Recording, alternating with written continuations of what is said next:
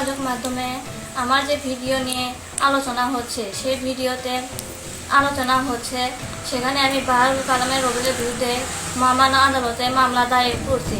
আমার ভিডিও নিয়ে যে আলোচনা হচ্ছে আমাকে সিগারেট খাওয়া অবস্থায় দেখা যাচ্ছে।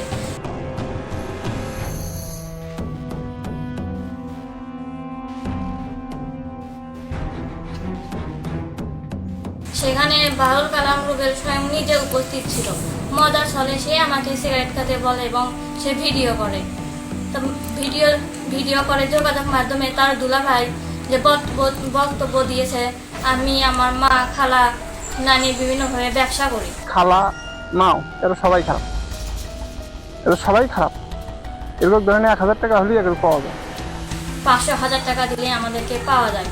আমি তার কাছে বলতে চাইবো, আপনার কাছে যদি কোনো প্রমাণ থাকে 500,000 টাকা দিলে পাওয়া যায় আমাদেরকে, সেই প্রমাণগুলো আপনি মহামান্য আদালতে প্রদর্শন করবেন, অন্যথায় আমি আইনের ব্যবস্থা নিতে বাধ্য হব।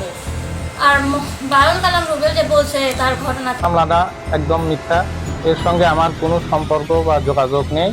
আমাকে হয়রানি করার জন্য এই মামলাটা করেছে এবং এই মামলার সঙ্গে তারা যে বলতেছে যে গ্রামে সালিশ হয়েছে, আমরা সালিশে উপস্থিত হই নাই। তারা যে সালিশ করেছে, এই সালিশের চেয়ারম্যান বা মেম্বার মিথ্যা, তার উপর মিথ্যা মামলা দেওয়া হয়েছে। আমি তার কাছে বলবো, যদি মিথ্যা মামলায় তার উপর দেওয়া হয়, সে কেন বাড়ি ছেড়ে পলাতক আছে? তার দলের লোক কেন আমাকে বিভিন্নভাবে টাকা দিয়ে মীমাংসা করার চেষ্টা করতেছে? তার ভাই নিজে এসে আমার বাসায় টাকা দিয়ে মীমাংসা করার চেষ্টা করছে। বর্তমান চেয়ারম্যান নিসার উদ্দিন সে নিজে আসে আমার বাসায় 1 লক্ষ টাকা নিয়ে। আমার ইজ্জতের মূল্য কি 1 লক্ষ টাকা? আমি জানতে চাইবো তার কাছে। বাহারুল কালাম বলছে সে নির্দোষ, তার কোনো দোষ নাই, তার উপর মিথ্যে মামলা দেওয়া হয়েছে।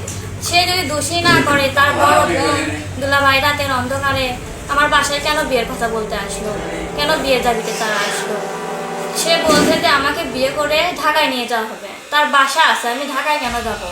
আমি তার বাসায় থাকতে চাইছি, সে তাদের সাথে আমার কথা বনিমানা হয় না, সেজন্য আমরা এই ব্যাপারে আগাই না এবং মহামান্য আদালতে আমি মামলা দায়ের করছি।